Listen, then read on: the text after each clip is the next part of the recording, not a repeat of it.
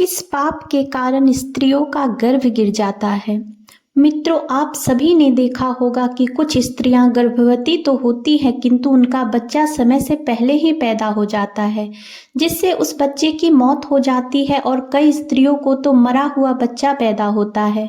मित्रों, आज के इस वीडियो में हम आपको इसी के बारे में बताएंगे कि किस पाप के कारण स्त्रियों का गर्भ गिर जाता है और वह कौन से कार्य है जो एक गर्भवती स्त्री को कभी नहीं करने चाहिए, नहीं तो उसका गर्भ गिर जाता है और भगवान विष्णु ने इसके बारे में क्या बताया है, जानेंगे एक महत्वपूर्ण कथा के माध्यम से।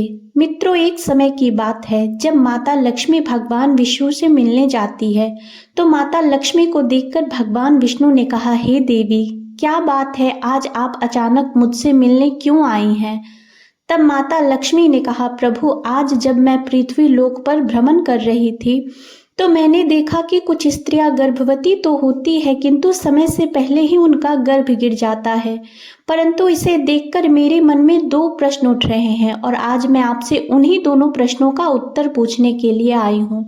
तो भगवान विष्णु ने कहा, हे देवी, तुम्हारे मन में जो भी प्रश्न है मुझसे निश्चिंत होकर बताओ, मैं तुम्हारे दोनों प्रश्नों के उत्तर अवश्य ही दूंगा। तो माता लक्ष्मी ने कहा, प्रभु, मेरा पहला प्रश्न यह है कि किस पाप के कारण स्त्रियों का गर्भ गिर जाता है और उस स्त्री के बच्चे की मृत्यु हो जाती है, और मेरा दूसरा प्रश्न यह है कि कौन सी स्त्री के भाग्य में पुत्र की प्राप्ति नहीं होती है और वह पूरा जीवन निसंतान रहती है। तो भगवान विष्णु मुस्कुराते हुए बोले, हे देवी, आज आपने इस प्रश्नों का उत्तर पूछकर संपूर्ण मानव जाति का कल्याण कर दिया है, किंतु इस प्रश्नों का उत्तर मैं आपको एक कथा के माध्यम से दूंगा और इस कथा को सभी स्त्रियों तथा सभी पुरुषों को अवश्य ही सुनना चाहिए, क्योंकि इस कथा को सुनकर आपको पता चल जाएगा कि किस श्राप के कारण स्त्रियों का गर्भ गिर जाता है तथा वह कौन सी स्त्री है जिसके भाग्य में पुत्र की प्राप्ति नहीं होती है और पुत्र की प्राप्ति के लिए उसे क्या करना चाहिए।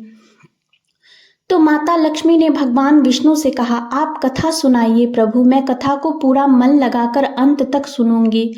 तो कथा को सुनाते हुए भगवान विष्णु ने कहा, एक समय की बात है जब एक नगर में एक बहुत अधिक धनवान सेठ रहता था। वह इतना अधिक धनवान था कि उसके घर में किसी चीज की कोई कमी नहीं थी। उस सेठ की एक पुत्री थी जिसका नाम रूपवती था। रूपवती विवाह करने के योग्य हो गई थी। फिर उस सेठ ने सही मुहूर्त देखकर अपनी पुत्री रूपवती का विवाह उसी नगर के समीप एक दूसरे गांव में वैश्य के पुत्र के साथ कर दिया। फिर विवाह के बाद सेठ की पुत्री रूपवती अपने पति के घर में रहने लगती है। वह अपने पति के घर में हंसी खुशी से रहने लगती है और अपने पति से बहुत अधिक प्रेम करने लगती है। रूपवती की सास का नाम सुनंदा था। सुनंदा बहुत ही दुष्ट स्वभाव की थी। रूपवती अपने घर से दहेज में बहुत सारा सोना चांदी लाई थी, इसलिए सुनंदा अपनी बहू रूपवती का झूठ मूठ का सम्मान करती थी और हमेशा उससे मीठी मीठी बातें करती थी और रूपवती से अपने मायके से कुछ न कुछ लाने को कहा करती थी। रूपवती अपनी सास की बात मानकर अपने पिता से कहकर वह सोना चांदी, घोड़े, गाय, बैल आदि चीजें मंगवाया करती थी और उसके पिता भी मना नहीं करते थे और सभी सामान दे देते थे, जिसके कारण रूपवती की सास उससे बहुत खुश रहती थी। फिर इस तरह रूपवती की सास का लालच दिन प्रतिदिन बढ़ता जा रहा था और वह रूपवती के मायके का सब कुछ हड़पना चाहती थी। क्योंकि उस सेठ का कोई पुत्र नहीं था, इसलिए सारा कुछ रूपवती का ही था। फिर इस तरह काफी दिन तक चलता रहा और उसकी सास उसे अपनी बातों में बहला फुसलाकर उसके मायके से सारे सामान मंगा लिया करती थी। लेकिन भोली भाली रूपवती इस बात से अनजान थी कि उसकी सास उसके पिता का सारा कुछ हड़पना चाहती है और रूपवती का पति संजय भी अपनी माँ का ही बात मानता था, इसलिए उसके घर में रूपवती की सास जो कहती थी वही होता था। उसके घर में सारा सामान उसकी माँ के कहने से ही होता था। रूपवती और सुरूपवती का पति दोनों ही सुनंदा का कहना मानते थे, इसलिए उसके घर में कभी भी क्लेश नहीं होता था और सभी खुशीपूर्वक रहते थे। इस तरह कुछ साल बीतने के बाद रूपवती गर्भवती हो गई। जब उसकी सास को इस बात का पता चला तो वह बहुत खुश हो गई। उसने तुरंत ही रूपवती के माता-पिता को इस बात की सूचना दी और साथ में बड़ी-बड़ी वस्तुओं की मांग की। जब रूपवती के पिता ने इस बात को सुना तो वह बहुत अधिक प्रसन्न हुए और फिर अगले ही दिन वह मिठाई तथा सोने के कंगन और सोने की माला लेकर रूपवती के ससुराल पहुंच गए। रूपवती अपने पिता को देखकर बहुत खुश हुई। फिर कुछ समय रूपवती के ससुराल में रुककर उसके पिता अपने घर लौट गए। फिर काफी दिनों तक रूपवती का गर्भ बढ़ता गया और रूपवती की सास उसका बहुत अच्छी तरह से ख्याल रखने लगी तथा उसे समय समय पर फल फूल खिलाती रहती थी और घर का सारा काम खुद करती थी। रूपवती को कोई भी काम करने नहीं देती थी, इसलिए रूपवती पूरा दिन घर पर आराम करती थी। फिर इस तरह कुछ दिन और बीत गए और एक दिन अचानक ही रूपवती का गर्भ गिर गया, जिससे रूपवती की सास बहुत क्रोधित हो गई और फिर रूपवती को ताना मारते हुए कहने लगी, अरे पापिन स्त्री, तूने अपने जीवन में कौन सा पाप किया है जिसके कारण जन्म लेने से पहले ही तुम्हारा बच्चा मर गया। पता नहीं क्यों मेरे पुत्र ने तुम जैसी पापिन स्त्री से विवाह कर लिया था। मेरे बेटे का तो जीवन ही नष्ट हो गया। अपनी सास की यह बात सुनकर रूपवती बहुत दुखी होकर कहने लगी, सासू माँ, इसमें मेरा क्या दोष है? मैंने अपने जीवन में कोई पाप नहीं किया है, फिर भी पता नहीं क्यों मेरे साथ ऐसा हो रहा है। तब उसकी सास कहने लगी, अरे दुष्ट स्त्री, तूने जरूर अपने जीवन में घोर पाप किया है, इसी कारण तेरा गर्भ गिर गया है। फिर कथा को आगे बढ़ाते हुए भगवान विष्णु माता लक्ष्मी से कहते हैं, हे देवी, अब कथा को बहुत ध्यान से सुनना, क्योंकि यहीं से आपको पता चलेगा कि किस पाप के कारण स्त्री का गर्भ गिर जाता है। तो माता लक्ष्मी ने कहा, ठीक है। फिर उसी के बाद रूपवती की सास उसे हमेशा ताने मारने लगी और घर का सारा काम भी उसी से कराती थी और खुद कोई काम नहीं करती थी। रूपवती की सास उससे इतना काम कराती थी कि रूपवती को अब सही से खाना खाने का भी समय नहीं मिलता था और जब यह सब लोग भोजन कर लेते थे उसके बाद ही वह भोजन करती थी। वो अपनी सास के सामने आने से भी डरने लगी।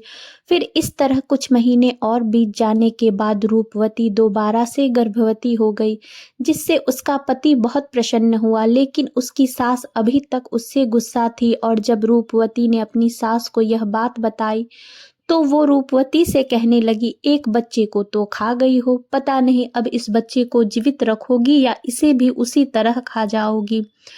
मुझे तुझ पर जरा सा भी भरोसा नहीं, क्योंकि मुझे तो लगता है तूने अपने जीवन में जरूर कोई पाप किया है, इसलिए तेरा पहले वाला गर्भ गिर गया था। अपनी सास की यह बात सुनकर रूपवती कुछ नहीं बोली और चुपचाप खड़ी रही। फिर धीरे धीरे रूपवती का गर्भ बढ़ता गया और गर्भवती होते हुए भी वह घर का सारा काम करती थी, लेकिन फिर भी उसकी सास को उस पर जरा भी दया नहीं आती थी। फिर इस तरह करते करते अब रूपवती के गर्भ को 9 महीने पूरे हो गए। अब बच्चे के जन्म का समय बिल्कुल नजदीक आ गया था। फिर रूपवती ने एक बालक को जन्म दिया, किंतु वह बच्चा कुछ बोल नहीं रहा था और ना ही रो रहा था। फिर रूपवती ने देखा तो उसका बच्चा मरा हुआ था। अपने मरे हुए बच्चे को देखकर वह बहुत जोर जोर से रोने लगी। फिर जब रूपवती की सास को इस बात का पता चला तो वह बहुत गुस्सा हुई और रूपवती से कहने लगी, तू एक पापिन स्त्री है, तभी तेरा यह दूसरा बच्चा भी मर गया। मुझे तो पहले से ही शक था कि तूने अपने जीवन में जरूर कोई घोर पाप किया है, इसीलिए तेरे साथ ऐसा होता है, इसीलिए तेरा यह पुत्र भी मर गया है। अगर तू मेरे घर में ज्यादा दिनों तक रहेगी तो तू मेरे घर का नाश कर देगी, इसलिए अब तुझे इस घर में रहने की कोई जरूरत नहीं है। तो रूपवती कहने लगी, सासू माँ अब मैं कहाँ जाऊँ, मेरे लिए तो मेरे पतिदेव ही सब कुछ है, मैं उन्हें छोड़कर कहीं नहीं रह सकती। मैं अपने पति से बहुत प्रेम करती हूँ, इसलिए आप मुझे इस घर से मत निकालिए। मैं घर का सारा काम करूँगी और इसी घर में किसी कोने में पड़ी रहूँगी। आप जो भी काम कहेंगी मैं वह सब कुछ करूँगी, बस आप मुझे घर से मत निकालिए, क्योंकि मैं अपने पति के बिना एक पल भी नहीं रह सकती हूँ। तो उसकी सास बोली, अरे पापिन स्त्री, अगर तू अपने पति के बिना नहीं रह सकती तो कहीं पर जाकर मर जा, लेकिन अब तुझे मैं इस घर में एक क्षण भी नहीं रहने दूंगी। इतना कहकर रूपवती की सास रूपवती को धक्के मारकर घर से बाहर कर देती है। फिर रूपवती घर के बाहर बैठी रहती है, लेकिन उसकी सास ने घर का दरवाजा नहीं खोला। फिर वह घर के बाहर बैठकर अपने मन में सोचने लगी, अब मुझे यहाँ से अपने मायके जाना पड़ेगा। फिर इतना सोचकर वह अपने मायके चल देती है। तभी रास्ते में एक जंगल पड़ता है। वह जंगल में रास्ते से अपने मायके जा रही थी। तभी बारिश होने लगती है, तो वह एक पेड़ के नीचे बैठ जाती है। तभी वहां एक साधु महाराज जा रहे थे। उन्होंने रूपवती को पेड़ के नीचे बैठा देखकर उससे पूछा, हे पुत्री, तुम कौन हो और यहाँ इस जंगल में अकेली क्या कर रही हो? तो रूपवती ने साधु महाराज से कहा, हे साधु महाराज, मैं एक बहुत धनवान सेठ की पुत्री हूँ और मेरा विवाह एक वैश्य से हुआ है और मुझे अभी तक पुत्र की प्राप्ति नहीं हुई है। मैं एक बार गर्भवती हुई थी तो मेरा गर्भ गिर गया था और जब मैं दोबारा गर्भवती हुई तो मेरा बच्चा पैदा होते ही मर गया था, इसलिए मेरी सास ने मुझे घर से निकाल दिया है। इसलिए मैं अब जंगल में इधर उधर भटक रही हूँ। हे मुनिवर, कृपया करके आप ही कुछ उपाय बताइए जिससे मुझे पुत्र की प्राप्ति हो जाए। तो साधु महाराज ने कहा, तुम चिंता मत करो, मैं पुत्र प्राप्ति का उपाय बताता हूँ, जिसे यदि तुमने पूरी निष्ठा से किया तो तुम्हें पुत्र की प्राप्ति अवश्य ही होगी। इसके लिए मैं तुम्हें कुछ नियम बताता हूँ, इसे ध्यान से सुनो। किसी भी स्त्री को मासिक धर्म के दौरान पति के साथ संबंध नहीं बनाना चाहिए और पति को स्पर्श भी नहीं करना चाहिए। इससे संतान गर्भ में ही गिर जाता है। गर्भधारण की हुई स्त्री को भगवान की पूजा अर्चना करते रहनी चाहिए तथा उसके मुख पर सदैव ही प्रसन्नता होनी चाहिए। साथ ही गर्भवती स्त्री को कभी भी दुखी और निराश नहीं रहना चाहिए, क्योंकि दुखी रहने पर संतान पर बुरा प्रभाव पड़ता है। और गर्भवती स्त्री को कभी दूसरों के घर का भोजन नहीं करना चाहिए। जितना हो सके अपने घर में ही रहना चाहिए। एक गर्भवती स्त्री को कभी भी डरावनी चीजें नहीं देखनी चाहिए, क्योंकि इससे संतान पर बुरा प्रभाव पड़ता है। और गर्भवती स्त्री को अच्छा भोजन करना चाहिए, जिससे संतान उत्तम गुणवान होता है। जो भी स्त्री इस नियमों का पालन करती है वह उत्तम पुत्र को प्राप्त करती है, और जो स्त्रियां इस नियम का पालन नहीं करती है उसका गर्भ गिर जाता है। फिर साधु महाराज ने कहा, हे पुत्री, अब मैं तुम्हें पुत्र प्राप्ति का उपाय बताता हूँ, इसे तुम ध्यान से सुनना तो तुम्हें पुत्र की प्राप्ति होगी। तो रूपवती ने कहा, जी महाराज। तो साधु महाराज ने कहा, किसी भी स्त्री को पुत्र प्राप्ति के लिए मासिक धर्म के प्रथम 4 दिनों में पति पत्नी को मिलन नहीं करना चाहिए, क्योंकि ऐसा करने से दुराचार पुत्र होता है। और 5वीं रात्रि में मिलन करने से पुत्र की प्राप्ति होती है तथा 6ठी रात्रि में मिलन करने से पुत्र रत्न की प्राप्ति होती है। 7वीं रात्रि में मिलन करने से बंध्या पुत्री होती है तथा 8वीं रात्रि में मिलन करने से बलशाली पुत्र की प्राप्ति होती है। 9वीं रात्रि में मिलन करने से सुंदर कन्या की प्राप्ति होती है तथा 10वीं रात्रि में मिलन करने से विद्वान और अति श्रेष्ठ पुत्र की प्राप्ति होती है। 11वीं रात्रि में मिलन करने से सुंदर आचरण वाली कन्या प्राप्त होती है और 12वीं रात्रि में मिलन करने से गुणवान पुत्र होता है। 13वीं रात्रि में मिलन करने से लक्ष्मी स्वरूपा पुत्री होती है और 14वीं रात्रि में मिलन करने से गुणवान, बुद्धिवान तथा बलवान पुत्र होता है। इसलिए यदि तुम इन नियमों का पालन करो तो तुम्हें उत्तम पुत्र की प्राप्ति होगी। इतना कहकर वह साधु महाराज वहां से चले जाते हैं। फिर रूपवती अपने मन में सोचने लगती है, यदि मैंने साधु के बताए गए उपाय के अनुसार कार्य किया तो मुझे भी पुत्र की प्राप्ति हो जाएगी और मेरी सास मुझे घर का काम भी नहीं करवाएगी और घर में सभी लोगों को मेरा बहुत अधिक सम्मान भी करेंगे। रूपवती इतना सोच ही रही थी, तभी उसका पति उसे ढूंढते हुए वहां पहुंच जाता है और रूपवती से कहता है, तुम यहाँ इस जंगल में क्यों आई हो? मैं तुम्हें लेने आया हूँ, चलो घर चलो। फिर रूपवती ने अपने पति को उस साधु महाराज की सारी बातें बताई और कहा, नहीं, अब मैं घर नहीं जाऊंगी जब तक मुझे पुत्र की प्राप्ति नहीं हो जाती। जंगल में ही कुटिया बनाकर रहने लगता है। फिर मासिक धर्म की 14वीं रात्रि में रूपवती ने अपने पति के साथ मिलन किया, जिससे वह गर्भवती हो गई और गर्भवती होते हुए भी वह जंगल में रहती थी। उसका पति जंगल से लकड़ी काट कर लाता था, जिससे दोनों भोजन बनाकर खाते थे। फिर इस तरह करते करते 9 महीने बीत गए और रूपवती के बच्चा पैदा होने का समय नजदीक आ गया। फिर एक दिन रूपवती को अत्यंत उत्तम पुत्र की प्राप्ति हुई और पुत्र की प्राप्ति से रूपवती और रूपवती का पति दोनों बहुत खुश हुए। फिर रूपवती का पति उससे कहने लगा, चलो अब हम दोनों घर चलते हैं, क्योंकि माँ ने तुम्हें पुत्र प्राप्ति का ताना देकर ही घर से निकाला था, किंतु अब तो तुम्हें पुत्र की प्राप्ति हो गई है, अब तो वह भी खुश हो जाएगी। तो रूपवती ने कहा, ठीक है, चलो घर चलते हैं। फिर दोनों घर जाते हैं तो उसकी सास ने देखा कि रूपवती को तो पुत्र हुआ है। यह देखकर वह बहुत खुश हो गई और रूपवती से कहने लगी, तुझे पुत्र कैसे हुआ? जब आपने मुझे घर से निकाला था तो मैं जंगल में चली गई थी और वहां मुझे एक ज्ञानी साधु महाराज मिले थे। उन्होंने मुझे पुत्र प्राप्ति का उपाय बताया था और उसी उपाय से मुझे पुत्र की प्राप्ति हुई है।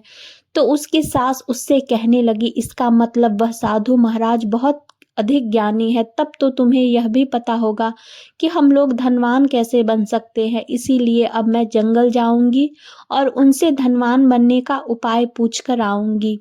तो रूपवती ने कहा, नहीं माँ जी, आप वहां मत जाइए, क्या पता वह साधु महाराज अब वहां पर मिले या ना मिले। तो फिर उसकी सास ने कहा, नहीं, मैं तो जाऊंगी और उनसे धनवान बनने का उपाय पूछ कर आऊंगी।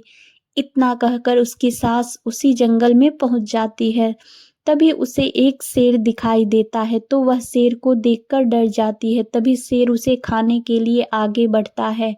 जैसे ही शेर उसे खाने के लिए आगे बढ़ा तो रूपवती की सास ने उससे कहा, हे सिंहराज, तुम मुझे क्यों खाना चाहते हो? तुम्हें मुझे खाकर क्या मिलेगा? तो शेर बोला, हे पापिन स्त्री, तू बहुत दुष्ट स्वभाव की है, इसीलिए मैं तुझे खा जाऊंगा। इतना कहकर वह शेर उसे खा जाता है। फिर उसकी मौत हो जाती है और यम के 2 दूत आते हैं और उसे यमलोक ले जाकर यमराज जी के सामने खड़ा कर देते हैं। तभी चित्रगुप्त ने उस स्त्री के जीवन का लेखा जोखा देखा और उसके जीवन का लेखा जोखा देखकर कहने लगे, हे धर्मराज, इस स्त्री ने तो अपने जीवन में घोर पाप किए हैं। यह स्त्री अपनी बहू रानी पर बहुत अत्याचार करती थी। उसके गर्भवती होते हुए भी घर का सारा काम उसी से कराती थी। और तो और जब इसकी बहू के पुत्र की मृत्यु हो गई थी तो इसने उसे धक्के मारकर अपने घर से निकाल दिया था। चित्रगुप्त की यह बातें सुनकर यमराज को उस स्त्री पर बहुत क्रोध आया और उन्होंने दूतों से कहा, इसे नरक लोक में डाल दो।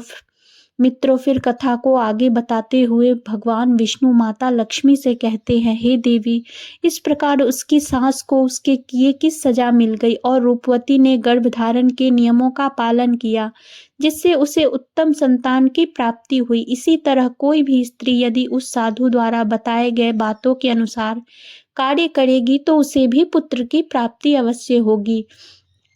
तो माता लक्ष्मी ने कहा, प्रभु, वह कौन सी स्त्रियां हैं जिसके भाग्य में पुत्र की प्राप्ति नहीं होती है, और वह अपने जीवन में ऐसा कौन सा पाप करती है जिसके कारण उन्हें पुत्र की प्राप्ति नहीं होती है, और पुत्र प्राप्ति के लिए उन स्त्रियों को क्या करना चाहिए। तो भगवान विष्णु ने कहा, यह वह स्त्रियां हैं जो अपने पति से हमेशा लड़ाई झगड़ा करती रहती है और घर में सारा काम अपनी ही मनमानी से करती है तथा अपने पति का आदर सम्मान नहीं करती है। तो ऐसी स्त्रियों के भाग्य में कभी भी पुत्र की प्राप्ति नहीं होती है। ऐसी स्त्रियों को पुत्र प्राप्ति के लिए अपने पति का आदर सम्मान करना चाहिए तथा उनका कहना मानना चाहिए और घर में लड़ाई झगड़ा नहीं करना चाहिए, तो ऐसी स्त्रियों को भी पुत्र की प्राप्ति होगी।